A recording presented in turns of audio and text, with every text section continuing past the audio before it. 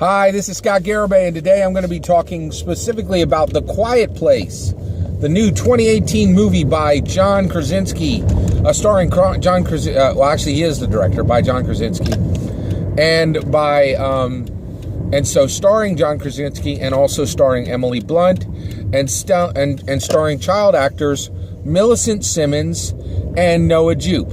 This is a 5 out of 5 star movie. It is absolutely a fantastic film. I highly recommend seeing it on the big screen as soon as possible. This is my spoiler review. I do have a spoiler-free review that is already up. Feel free to check that out if you haven't seen it.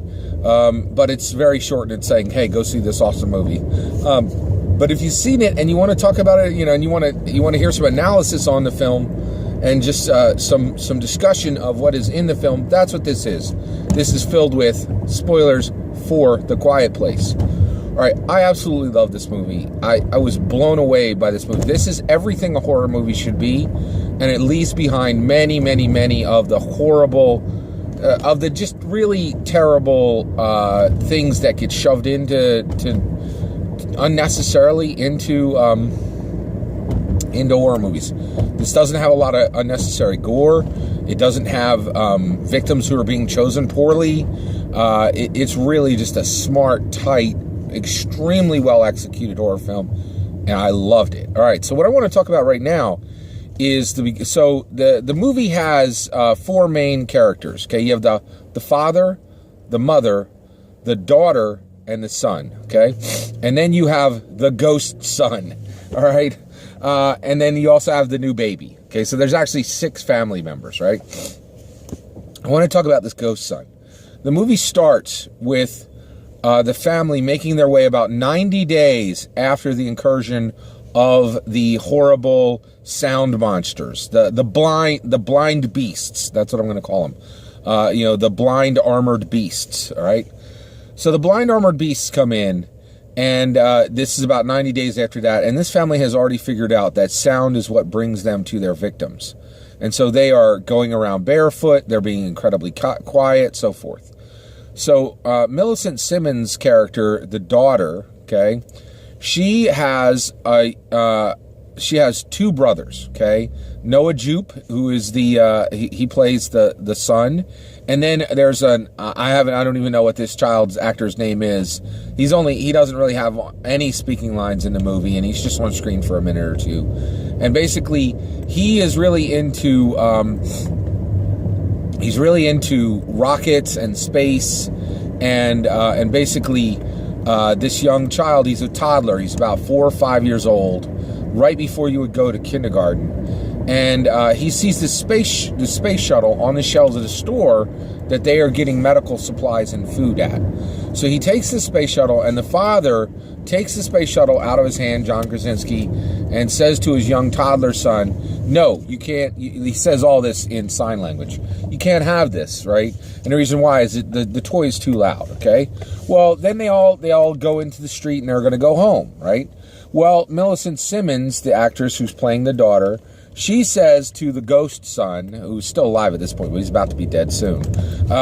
So basically, she's like, "Oh, here's she hands him the space shuttle, and then he grabs the batteries for the space shuttle, and then they're all walking home, right? Well, as they're walking home, they're all tired, and the young little toddler kid, as a toddler would, just puts the batteries in and is playing with the space shuttle as it makes sounds, right?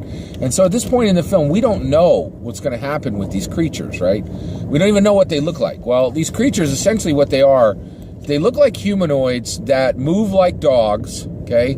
And I would say they're about 50% larger than a human, and they are armored and incredibly powerful strength-wise, as strong and as fast as a bear or a horse, right?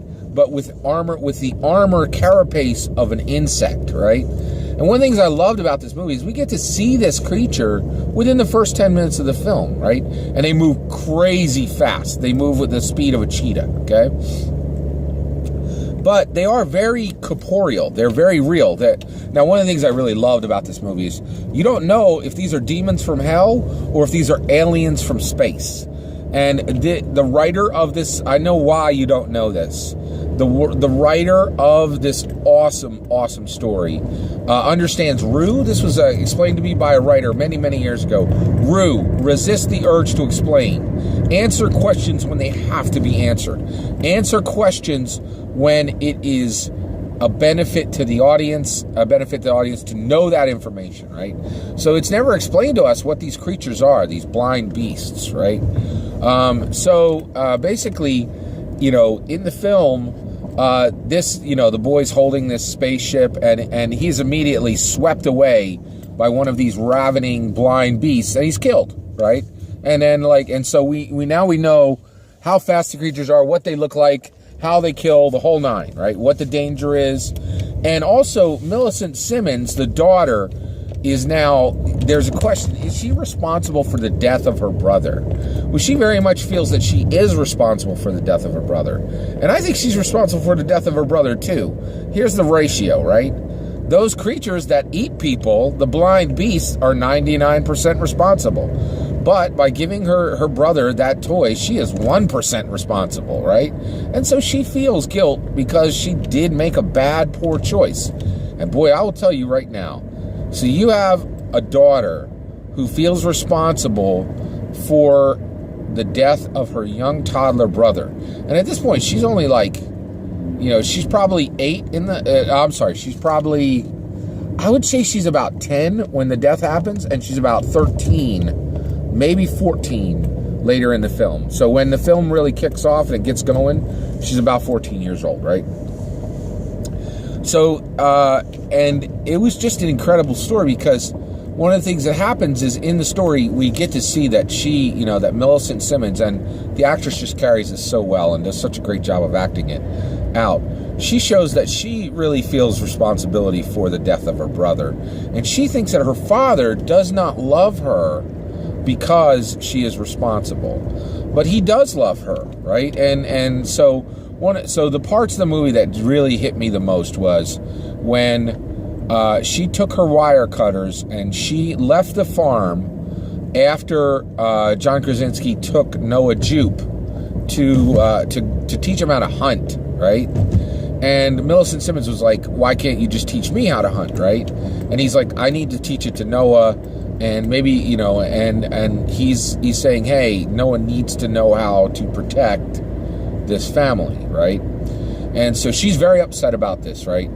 And so she runs off, and she returns to the place where her brother died. And there's a cross there. By the way, I think all right, I am a methodological naturalist, as opposed to a metaphysical naturalist. And I am in opposition of metaphysical naturalists, because I think the view of their world is wrong, right? And I don't think that their view of the world should spread. So what is a methodological naturalist? Well, a methodological naturalist believes that natural events have natural causes, okay?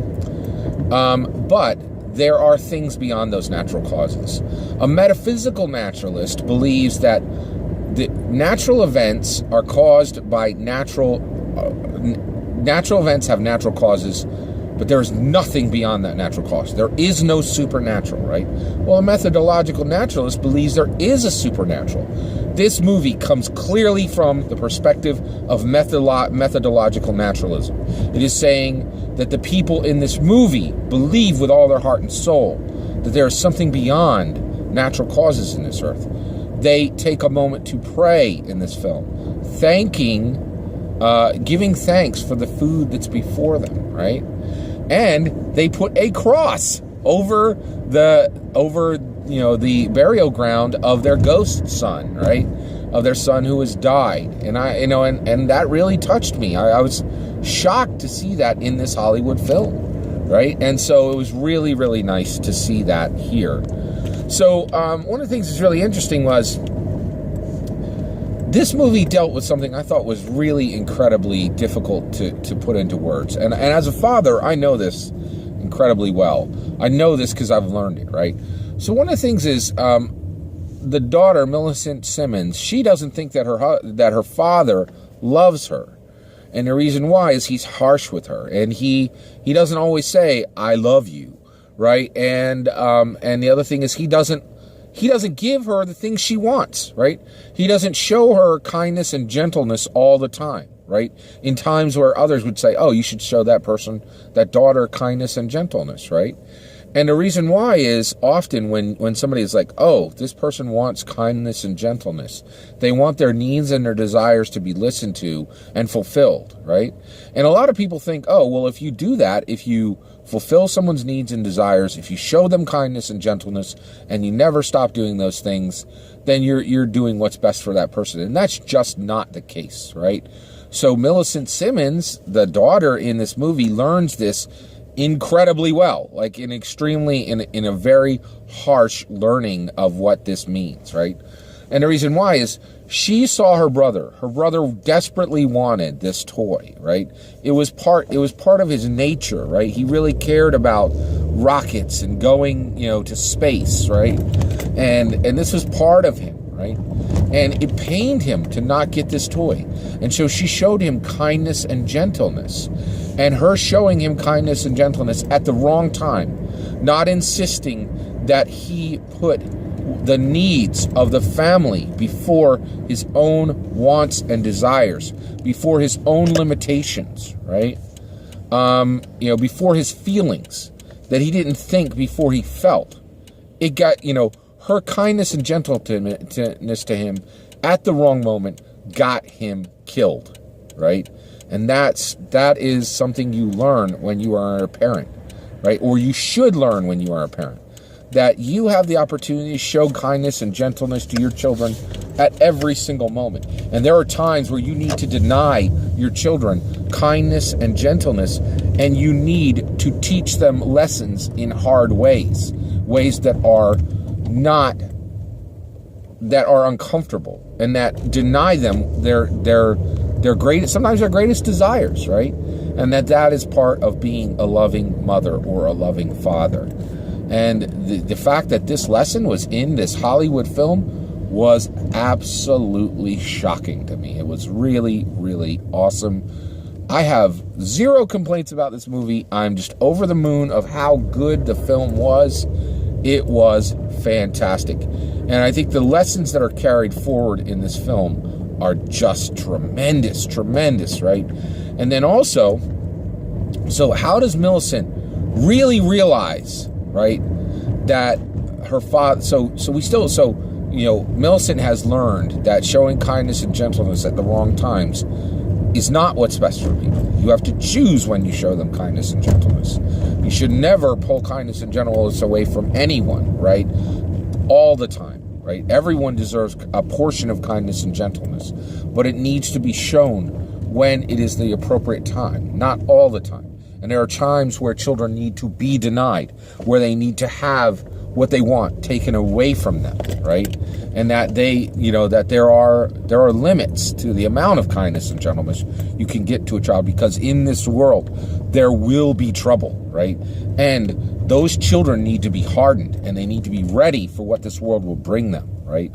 They need to be able to stand on their own 2 feet and understand, and they need to have been introduced to hardness, introduced to the realities of saying not everything in this world is what you're going to get, right? This world, you're going to get some of what you want, and there's going to be things that you desire that will never be given to you, that cannot be given to you, right? And that's a hard lesson. Now, Millicent Simmons, she thinks that because her father does not show her kindness and gentleness all the time, that he doesn't love her, right? Well, how does he show that he loves Millicent Simmons, right? So how does John Krasinski's character show that he loves the Millicent Simmons character? Well, the way he shows that is is when she is in danger and there is a blind beast on the car about to kill her. He signs to her and says, "I love you. I have always loved you," right? But those are just words. And she's like, oh, and by the way, I'll tell you right now, I want to back up just a little bit. When Millicent Simmons goes to the grave of her son, and I saw that cross above that grave, and she snipped off the sound and then turned on the lights for the space shuttle. Man, I cried. There were tears coming down my face. I was just so touched by that moment, right? So, and that's Millicent Simmons. She's a fantastic actress who's going to do great things, I think, in her career to come, right? And so, but when the Millicent Simmons character, the daughter, is under attack by these blind beasts and is about to die, right? The father does what a father should always do. This is fatherhood. This is the height of fatherhood. This is the one word you need to know when it comes to being a father. You sacrifice, and there are no limits to your sacrifice. And he gives her his life for her, right? First he says, I love you. I have always loved you, right? And then he shows it, but those are just words. Then he shows it with his actions, taking death upon himself to make sure that Millicent is safe, that the Millicent Simmons character is safe, right? And that is fatherhood in a nutshell. You give for your children. You don't hesitate, give for your children. And that is the heart of fatherhood, is sacrifice. Take care.